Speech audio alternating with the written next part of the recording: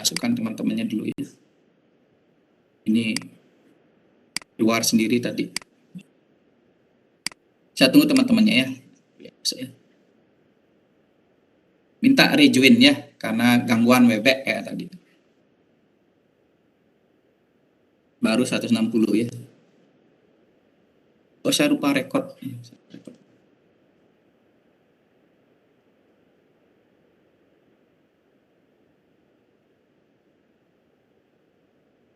Sudah? Ya. Nah, untuk daerah dinding anterolateral abdomen, siapa yang memberikan vaskularisasi dan inervasi? Nanti ada cabang-cabang dari internal thoracic artery, namanya musculophrenic artery dan superior epigastric artery. Nah, kemudian cabang-cabang dari eksternal iliac artery, yang nama cabangnya adalah superficial epigastric artery ya, dan inferior epigastric artery. Ini ya, berikan vaskularisasi untuk dinding perut. Dan juga ada arteri interkostal ya, yang posterior dan anterior, di sini memberikan vaskularisasinya. Untuk sarafnya nanti cabang-cabang dari nervus thoracoabdominalis ya, yaitu nervus 7 sampai 11 dan subcostalis yang bawah itu cabang-cabang dari nervus iliohipogastrik dan ilioinguinalis ya.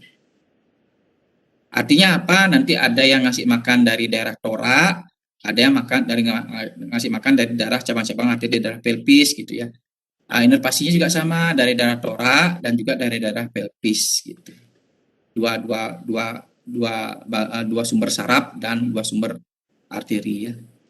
Nah, sebelum kita bahas gaster, nanti ada istilah organ-organ yang berkaitan dengan peritoneum. Nah, peritoneum sudah adik tahu kemarin ya, peritoneum adalah membran serus yang continuous. Ya, continuous. Pada waktu dia membungkus organ, kita sebut dengan visceral peritoneum. Tidak membungkus organ, kita sebut dengan parietal peritoneum. Ya, celah potensial di antara parietal dan visceral peritoneum kita sebut dengan peritoneal cavity. Nah, itu yang pertama. Ini ya. Jadi ceritanya sini organnya lebih dari satu, kita ambil dua aja. Misalnya gaster dengan lihen. Di sini namanya adalah visceral peritoneum. Ingat, membungkus organ. Tidak membungkus organ, parietal peritoneum. Di parietal ya. Paham ya? Bukan visceral, di parietal. Ini visceral lagi karena membungkus organ, lien. Visceral. Refleksi, parietal lagi kan? Parietal, terus parietal, semua parietal, lagi parietal. Visceral lagi namanya, visceral. Ini parietal, visceral. Paham maksudnya nih? Ya. Nah, ini celah potensial antara parietal dan visceral. Ya. Nah, kemudian ada istilah intraperitoneal organ. Bukan dalam artian organ itu ada di cavum peritoneum, bukan. Intraperitoneal organ itu artinya apabila hampir seluruh permukaan organ ini, seperti gaster ini, dibungkus oleh peritoneum, kita sebut dengan intraperitoneal organ. Jadi gaster adalah termasuk intraperitoneal organ. Lien, hampir seluruh permukaan dibungkus oleh peritoneum, kita sebut dengan intraperitoneal organ.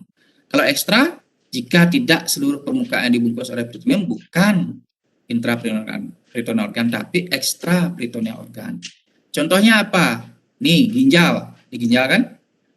Yang dibungkus oleh peritoneum cuma bagian ini aja. Sisanya enggak. Makanya kita sebut dengan ekstraperitoneal organ. Karena ada posisinya ada di belakang, maka ginjalnya kita sebut dengan retroperitoneal organ. Yang sub misalnya kandung kencing ya. Kandung kencing ada di bawah. Cuma atasnya aja dilalui oleh peritoneum, kita sebut dengan subperitoneal organ ya, karena posisinya ada di bawah ya. Nah, kemudian ada istilah ligamentum deh, ini ligamentum. Nah, saya tanya ini ligamentum ini dibungkus oleh berapa peritoneum? Ada yang bisa bantu saya jawab nih, ligamentum. Berapa peritoneum yang membungkusnya? Ada yang tahu? Lihat di gambar tersebut. Ada yang bisa bantu saya? Artinya saya mau ngenek, adik-adik paham apa enggak maksud saya gitu loh. Ada berapa peritoneum? 2, Dok. 2. Peritoneum apa aja? Nah, kalau tadi ngerti saya ngomong Peritoneum. peritoneum apa? Visceral peritoneum sama peritoneum apa? Yang benar? Ingat tadi visceral, parietal, kan gitu. Kapan sebut dengan visceral, kapan sebut dengan parietal. Terus ini peritoneumnya peritoneum apa yang 2 nih? Parietal peritoneum. Parietal, ingat parietal peritoneum, double layer. Kalau adik-adik lihat buku di Moore, yang dimaksud dengan ligamentum, nah ligamentum di sini ya, bukan ligamentum nanti tulang ya. Ligamentum di sini adalah menghubungkan lapisan ganda dari peritoneum parietalis, double layer of parietal peritoneum, ya, menghubungkan organ dengan organ. Nah, itu kita sebut dengan ligamentum. Nah, tadi udah lihat kan? Paham kan? Kalau sudah lihat kan nggak perlu lagi cari definisi aneh-aneh dah. Yang dimaksud ligamentum adalah lapisan ganda dari peritoneum parietalis yang menghubungkan gaster dengan lien, menghubungkan organ satu dengan organ yang lain. Nama ligamentumnya sesuai dengan nama organ yang dikonek. Gaster dengan lien kita sebut gastrolienalis atau gastrosplenic ligamen. Paham ya? Ini juga lapisan ganda dari peritoneum parietalis yang di sini mengatakan menghubungkan gaster dengan hepar. Nah, hepar ada di atasnya, namanya hepatogastric ligamen. Double layer dari peritoneum parietalis, menghubungkan organ dengan organ kita sebut ligamentum. Itu pertama. Nah, nanti ada istilah mesentery. Nah, nih, mesentery. Mesentery adalah, ya, ini ligamentum juga. Ada yang tahu nama ligamentumnya nih? Yang adik-adik lihat ini, ligamentum. Nah, ini ligamentum, apa namanya? Ada yang bisa bantu saya?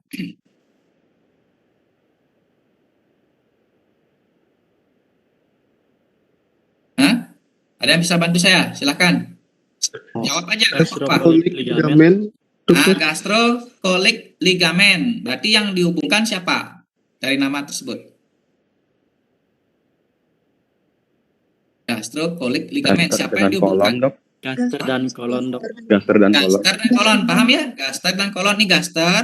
Di sini dia si peritoneum parietalis tuh, ya, turun dia lagi refleksi konek ke kolon transversum. Ini kita sebut dengan gastrocolik ligamen. Nama lainnya lah omentum maius, atau greater omentum. Di sini apa namanya nih?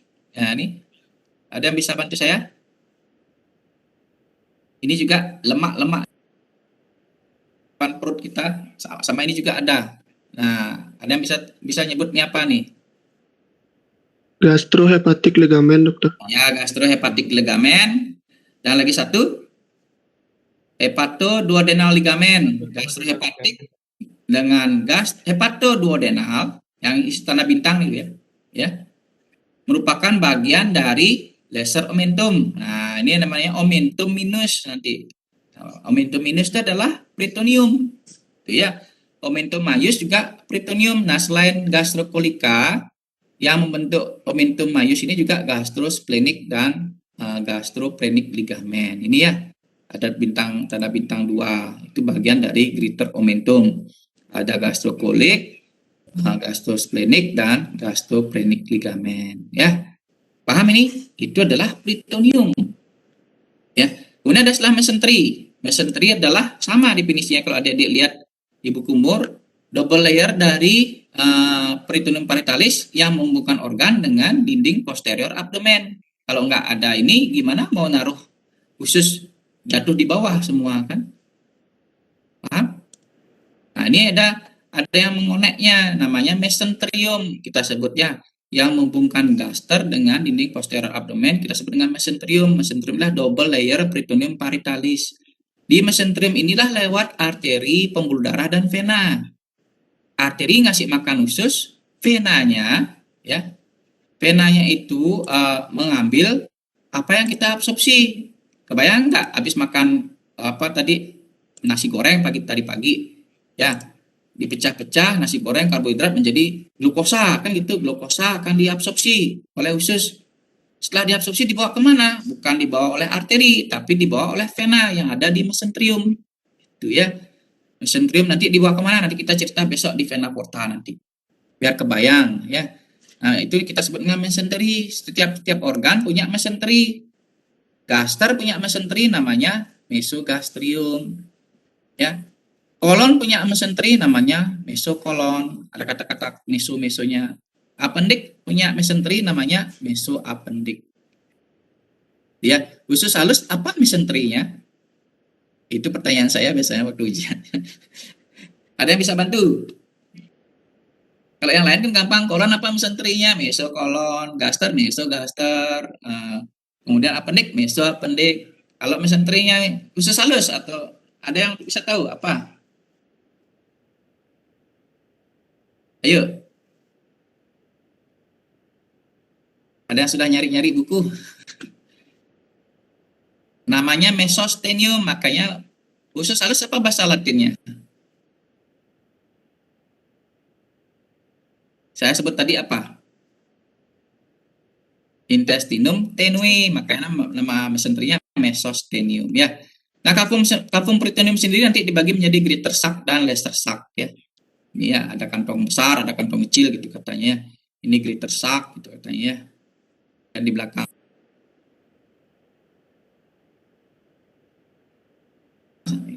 ini lesser sac ini yang di belakang gaster. Nah, baru kita bahas organnya. Untuk ini sini paham kenapa adik-adik belajar peritoneum? Pernah dengar enggak peritonitis? Aduh, diganggu lagi saya nih. Bentar deh ya.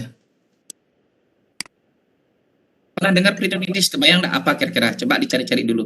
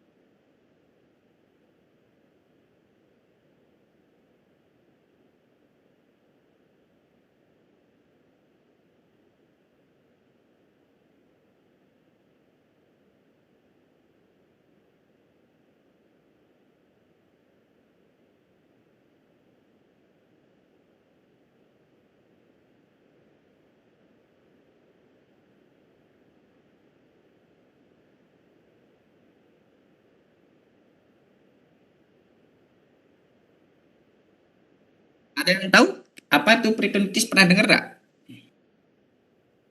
Radang, dokter. Ya. Radang membran, Dok, yang melapisi perut. Apa peradangan? Nah, kan bahasanya kan gitu. Apa peritonitis sebenarnya kalau adik sekarang sudah belajar anatomi, kalau di belajar apa kemarin belajar medical terminologi apa nah? Istilahnya? Peradangan di peritoneum, Dok. Nah, peradangan pada peritoneum. Kenapa itu menjadi kasus yang gawat? Tahu enggak? Kebayang enggak? Karena gini, Dek. Coba kita sekarang cari ya. Hampir semua ini peritoneum kan? Hepar dibungkus oleh peritoneum, gaster dibungkus oleh peritoneum, ligamentum ini adalah peritoneum, mesenteri ini adalah peritoneum. Nah, jadi kebayangkan kalau peritonitis semua ini kena kan? Ya. Makanya kalau terjadi kasus peritonitis, operasinya berat, di laparotomi kayak si Ari Lasso kemarin di laparotomi dibuka perutnya, yang terjadi adalah melengket tuh organ-organ tuh lengket, pelengketannya itu dilepas ya. Nah, di laparotomi apa yang bikin kejadian seperti itu? Pada dasarnya kita punya sistem pencernaan adalah satu-satunya sistem kecuali wanita ya lagi satu ya. Satu-satunya sistem yang kontak dengan dunia luar. Ibaratnya kayak babi guling ya. Kita masukkan tabung dari mulut sampai ke anus. Dari tabung itu kita celempungin benda luar ke dalam tubuh kita sebenarnya. Paham enggak? Jadi tabung yang ada dalam tubuh kita itu enggak boleh connect sama organ yang ada di dalam. Kalau connect misalnya pecah, itu misalnya, nah itu yang menyebabkan biasanya jadi peritonitis. Misalnya apa? Usus buntu yang pecah ya, nggak ditangani, dipijit kebalian, pecah, malah terjadilah peritonitis generalis gitu misalnya ya. Itu kasusnya berat peritonitis. Jadi kenapa saya Dokter Warna ngapain sih ngasih kuliah tentang peritonitis apa kaitannya biar kebayang gitu maksud saya ya. Sudah paham sampai sini? Nanti tentang di koas masih ketemu kasusnya menjadi asisten operasinya. Operasinya bisa 4 jam, 5 jam untuk laparotomi itu ya. Tuh, ya. Biar kebayang gitu ya. Ngapain nanti dikira enggak penting ya. Kemudian gaster. Nah, untuk gaster ini sekedar overview saja ya. Jadi ini Isopagus sudah, yang ngapain ngomong lagi sini ya. Ini Isopagus sudah, gaster. Yang penting adik tahu bagiannya kardia, fundus, corpus, pilorus. Ya, jadi ada bagian kardia, pintu masuk dari Habis esofagus dia kardia, pintu keluarnya pilorus nanti. Yang paling besar nih corpus fundus. Ngapain dibagi kayak gini lagi? Nah, pernah dengar endoskopi? Endoskopi masukkan alat dia sini, dia akan mengevaluasi mukosa. Dia pasti akan deskripsikan mukosa pada darah korpus begini, mukosa pada fundus begini, mukosa pada darah pilorus begini. Nah, sampai nggak tahu mana pilorus, mana korpus, mana fundus. Nah, itu nggak mungkin nggak pakai ilmu anatomi.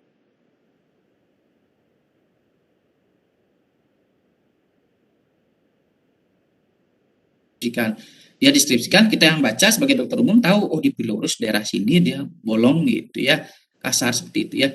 Nanti ada curvatura mayor, nah tempat nempelnya tadi si ligamentum gastrokolik itu kan di curvatura mayornya.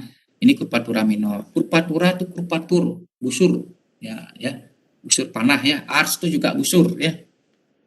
Nah, permukaan dalamnya namanya rugi interiornya ya. Jadi nggak halus tapi berlonjot. Ini yang membedakan nanti orang yang bisa makan 10 piring dengan 1 piring. 10 piring pasti ruginya banyak. Jadi dia melarnya bisa banyak ya. Ada yang bisa makan 10 piring. Ada pasti ya. Ini ada sphincter di sini. Di situ juga ada sphincter mencegah reflux dari isi gaster ke esofagus. Ada penyakit juga namanya, pernah dengar GERD ya. GERD ya. Gastroesophageal reflux disease gitu ya. Sering disingkat GERD disease gitu ya. Ini masalahnya di sini ya. Sekarang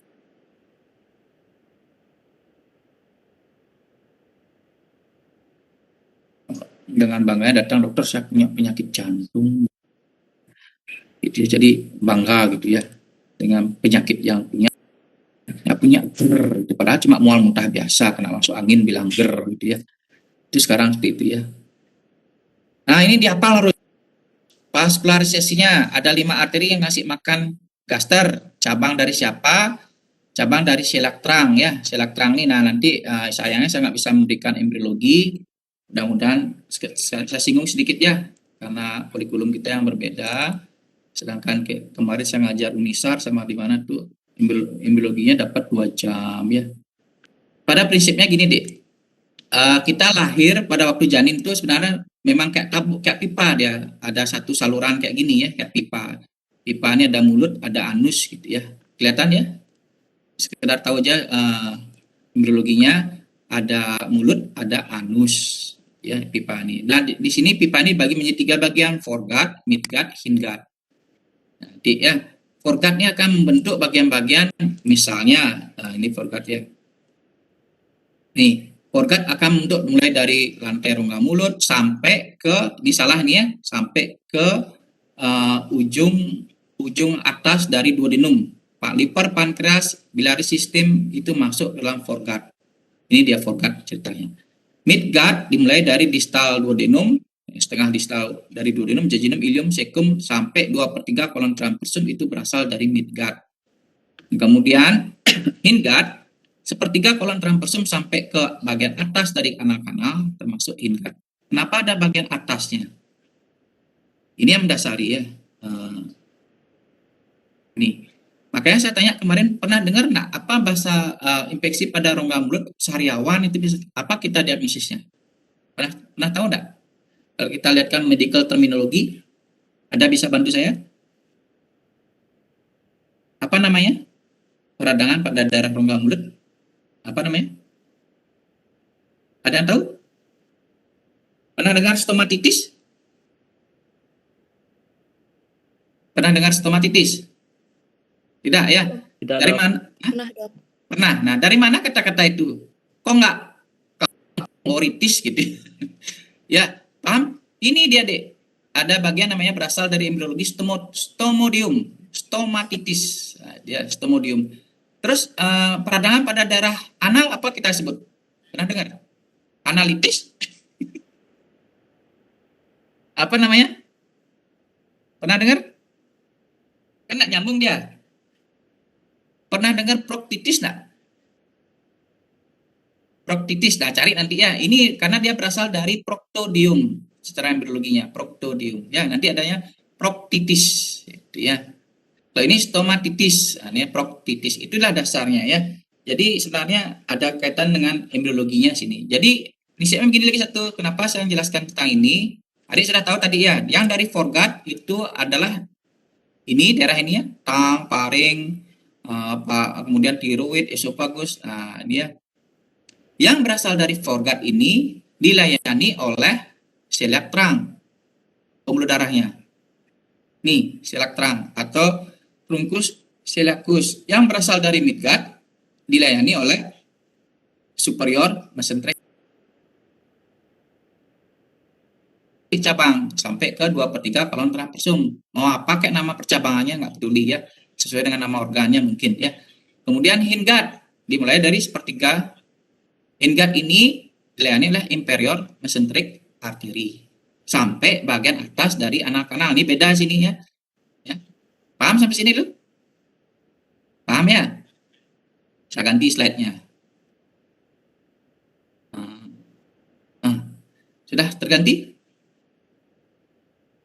Sudah. Balik ke gaster. Gaster berasal dari foregut, kan gitu. Foregut berarti dia berasal dari cabang-cabang gaster, ada right dan left gastromental artery, ada right gastric artery, ini right gastric artery, ada left gastric artery dan short gastric artery, ini short gastric artery. Short gastric artery cabang dari splenic gitu misalnya, right gastromental artery cabang dari common hepatic artery gitu aja, diingat ya cabang yang besar ya. Right gastric artery juga cabang dari common hepatic artery ya. Ini ya.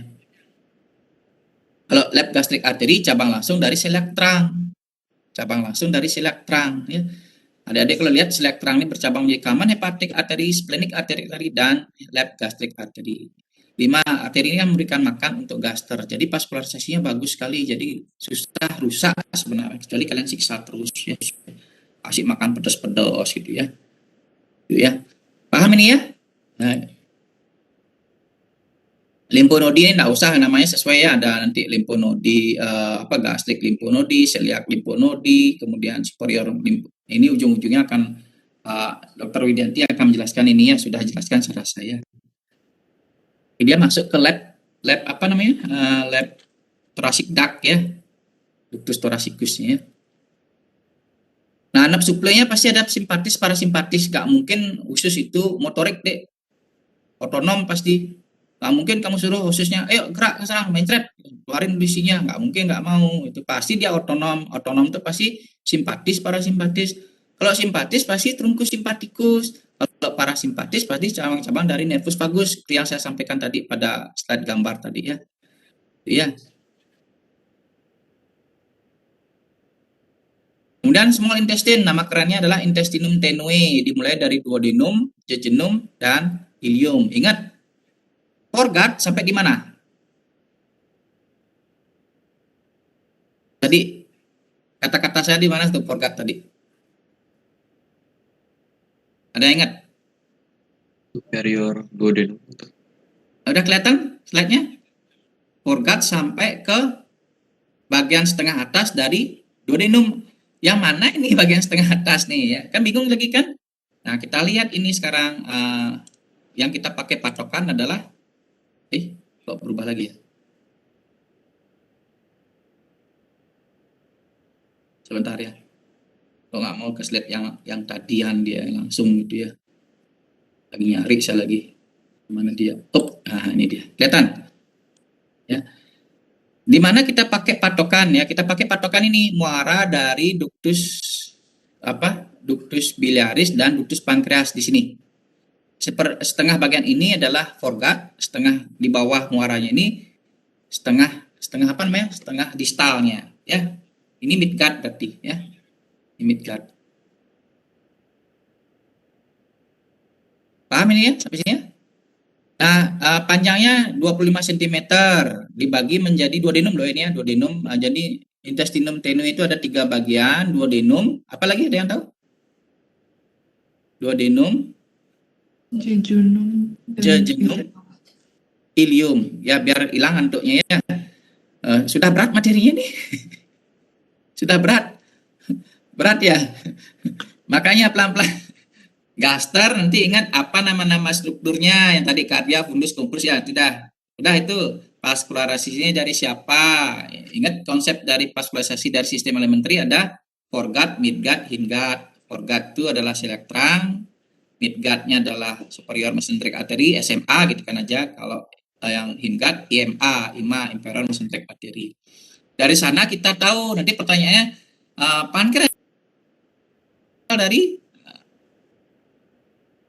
pankreas secara embriologi berasal dari, kan gitu pertanyaannya, ya. Atau hepar secara embriologi berasal dari, nah, kan gitu. Kalau udah selektrang ngasih dia makan, pasti berasal dari foregut, gitu ya. Cuma yang ini sekarang, duodenum ini dibagi dua, setengah bagian atas, setengah bagian bawah. Setengah bagian atas secara embriologi berasal dari foregut, setengah bagian atas midgut, ya. Nah, nanti duodenum sendiri dibagi menjadi 4 bagian secara anatomis, bagian superior, descending, horizontal. Saya lebih senang pakai horizontal, ya. Horizontal karena dia begini kita sebut dengan horizontal. Kalau inferior kadang-kadang bingung, ya. Dan ascending part, ya. Bagian yang paling penting dari duodenum adalah bagian descending part. Ini bagian ascending, bagian superior ini. Ini yang lurus ke bawah ini adalah descending part, kan descending turun. Ini horizontal kita sebut karena dia horizontal gitu kan aja. Nah, kadang-kadang karena di bawah disebut dengan inferior karena temannya ada superior. Kemudian ini ascending yang naik sedikit. Nah, di bagian descending inilah menerima muara dari empedu kan gitu. Bagian ini yang paling penting, kalian harus ketahui, ya. Di sini empedu dan isi dari pankreas, enzim-enzim yang kurang berperan memecah lemak, protein lagi bisa dikeluarkan di sini semprot. Nah, vaskularisasinya dari pankreatikum duodenal superior dan inferior, ya. Nah, vena porta, nanti vena porta kita bahas di hepatobiliar besok. Nah, jejunum dan ilium nanti panjangnya kira-kira berapa meter ya? 6 sampai 7 meter, di mana 2/5-nya adalah jejunum, 3/5-nya adalah ilium. Kalau ujung-ujungnya bisa kita tahu, ya, habis duodenum pasti jejunum, tapi pertengahannya itu susah, ya. Makanya bagaimana kita membedakan jejunum dan ilium pada organ yang masih segar atau orang hidup, itulah maksudnya. Ini berkaitan dengan operasi. Operasi kan ada usus, ini siapa? Ini jejunum apa ilium? Kalau duodenum gampang nyari. Ilium juga gampang, kalau di ujung pasti ilium. Cuma kalau di darah tengah-tengahnya itu, ini jejunum apa ilium ya? Mau motong gitu misalnya. Harus identifikasi dia dulu, ya, harus bisa membedakan jejunum dan ilium pada organ yang masih hidup. Cara yang dilihat adalah pasa rekta dan arkitnya. Kalau pasa rektanya banyak, ini ya, kayak sisir ini banyak sekali.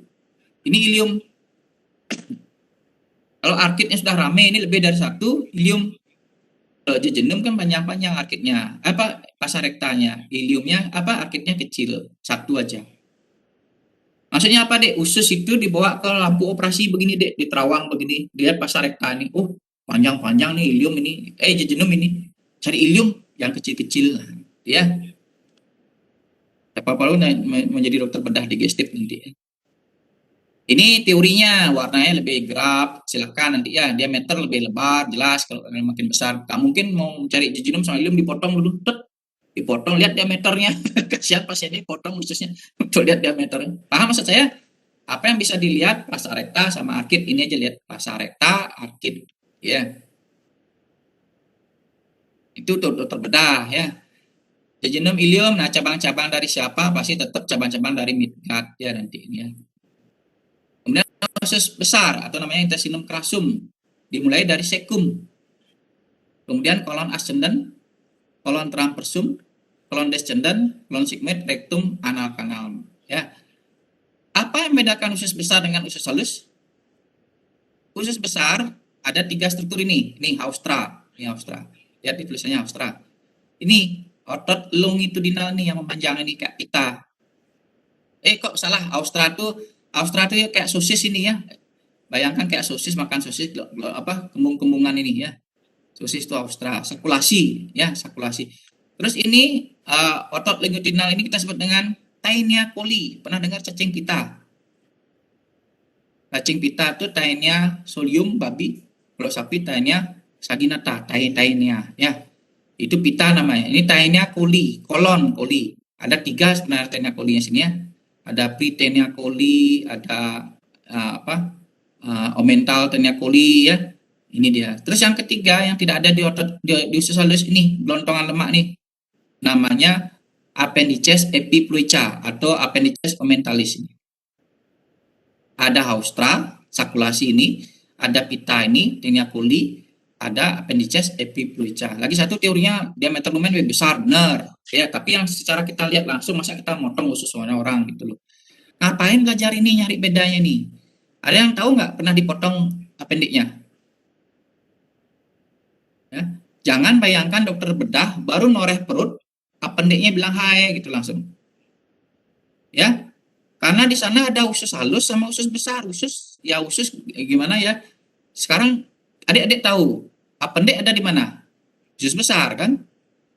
Nah, cara ngeliat usus di depan mata, kita identifikasi usus besar apa usus halus kan gitu tuh. Kalau nggak ada austra, kalau nggak ada, paling penting tuh tenia colinya. Kalau nggak ada tenia colinya nih, bukan usus besar dia. Masukkan lagi, cari yang ada usus tenia colinya. Terus kalau sudah ketemu usus besar, adik kira langsung ketemu appendiknya. Appendix itu posisinya belum tentu di bawah, main-main dia ke atas deh. Orang dia jalan-jalan, suka jalan-jalan ya. Nah, bagaimana caranya nyari appendix? Nah, appendix adalah tempat bertemunya 3 tenia coli ini. Kalau udah tenia coli ketemu, susuri di mana dia ketemu, nah inilah dia appendixnya. Kalau motongnya gampang, nyarinya lama. Kalau operasi appendix sampai lama dokternya operasi berarti dia bukan lama motongnya, tapi lama nyarinya. Paham ya? Kalau ini gampang motong, diikat aja dulu ini, ikat pakai jaritan, diikat terus potong selesai, sudah masukkan lagi gitu ya. Nyarinya yang lama adik ya. Itu fungsi ilmu anatomi di sana ya. Nah, terus siapa ngasih vaskularisasi? Ya cabang dari SMA sampai 2/3 kolon transversum. Itu aja prinsipnya, mau namanya apa kayak cabangnya nanti ada ileocholic artery, right cholic artery, middle cholic artery. Nah, silakan ya. Prinsipnya itu ya. Kemudian sekum ini yang sebenarnya blind sac ya, usus buntu itu sebenarnya sekum. Tapi yang sering dioperasi usus buntu kan sebenarnya sekum yang dipotong. Nah, ternyata maksudnya appendix ya. Mungkin kalau appendix diterjemahkan ke Indonesia kan namanya umbi cacing ya. Kalau operasi apa Pak? Operasi umbi cacing. Cacingan ya gitu. Dikira nanti cacingan nanti ya. Padahal maksudnya si appendix ya. Ya, kira-kira besarnya 6 cm. Nah, siapa yang memberikan makan ya, prinsipnya adalah cabang-cabang dari midgut ya. Itu ya dicatat nanti ya. Appendix formiformis panjangnya 8 sampai 13 cm ya. Mesenteriumnya namanya mesoappendix ya. Vaskularisasinya silahkan nanti cari, nanti pasti ada kata-kata appendixnya. Appendicular artery itu pasti ada ya. Vermiform appendix, nah ada appendicular artery. Nah, appendix yang paling penting posisinya, seperti yang saya sampaikan tadi, selain susah nyari, dia posisinya juga sembunyi dia, Dek. Makanya saya bilang, ya berharap halo gitu dia. Paling banyak posisinya dah, nih di balik sekum dia. Nah, jangan kaget nanti ketika cari appendix, loh, bilang appendixnya, mana nih? Dia sembunyi di belakangnya. Ya, posisinya dia paling sering adalah 60% retrosekal. Ya. Ya, kemudian ada preilial ya. Kemudian subsekal ada nih ya. Silakan. Paling sering adalah retrosekal. Apalagi yang parah sudah dioperasi dulu sih. Sudah dioperasi pakai apa? Pakai endoskopi, laparoskopi, operasinya pakai apa? Kamera itu. Lagi dicari sama dokter bedah, udah hilang. Ya. Kolon, nah kolon itu ya sudah saya sampaikan, kolon sudah ya. Kemudian rektum, anal kanal. Nah rektum ini, nah yang saya sampaikan kenapa ada garis-garis ini, karena secara embriologi asalnya beda. Bagian atas dari anal kanal itu adalah berasal dari hindgut, yang tepi bawah ini, yang paling bawah berasal dari proctodium, gitu ya. Artinya apa? Vaskularisasinya juga beda nanti, Dek, ya, arah aliran baliknya. Ini akan berasal dari hindgut, yang bawah ini bukan dari hindgut tapi dari sistemik ya gitu. Misalnya ini imperorectal artery berasal dari pudendal artery ya. Sedangkan middle rectal artery itu berasal dari hindgut ini, yang inferior mesenteric artery ya. Ya. Maaf ya, superior rectal artery berasal dari inferior mesenteric artery, sedangkan yang middle dan inferior itu, yang middle berasal dari inferior vesical artery atau uterina artery, yang inferior juga berasal dari pudendal artery. Beda daerah vaskularisasinya. Aliran darah baliknya juga beda. Ini berkaitan dengan nanti kita belajar hepar. Besok ada pasien hepatitis atau CA liver. Nanti kan ada varises di anus, varises di esofagus. Pernah dengar pasien hepar, muntah darah, hematomesis, berak darah, melena. Kenapa bisa berak darah? Nah, ini ada varises di sini, beda dia di ke portal sistem, ini ke sistemiknya ya. Superior rectal vein dia menuju ke portal venous system, sedangkan yang middle dan inferior menuju ke systemic system. Besok kita bahas ini ya. Pada pasien yang suka minum arak campur kopi gitu misalnya, terus menerus ya, berapa tahun akhirnya kena sirosis. Yang terjadi adalah muntah darah, berak darah, perutnya buncit, asites dia. Nah, besok kita cerita itu ya. Nah, ini ya apa simpatis dia kan truncus simpaticus dibawa oleh nervus planicus lumbaris, sedangkan parasimpatisnya dibawa oleh nervus planicus pelvicus tinggi sakral 2 sampai sakral 4 ya. Sampai sini ada pertanyaan, mudah-mudahan besok saya siap sudah slide untuk praktikumnya ya. Ini juga waktunya sudah pas lebih. Gimana, pusing? Pusing. Banyak kasus kok ya, hernia. Belum saya cerita hernia nanti itu ya, hernia belum saya cerita ya. Hernia yang ada di kanalis inguinalis tadi ya, itu dokter bedah baru saya ceritakan itu. Ya, kalau anak kedokteran ini udah nyungsep mungkin udah muter-muter mungkin kepalanya ya. Banyak sekali bahannya kan?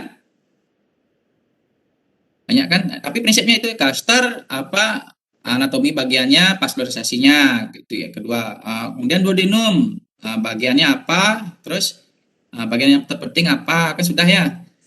Jejunum ileum bagaimana membedakannya pada organ yang masih hidup. Kemudian membedakan kolon intestine tenue usus besar dengan usus halus. Bagaimana? Kan penting itu ya.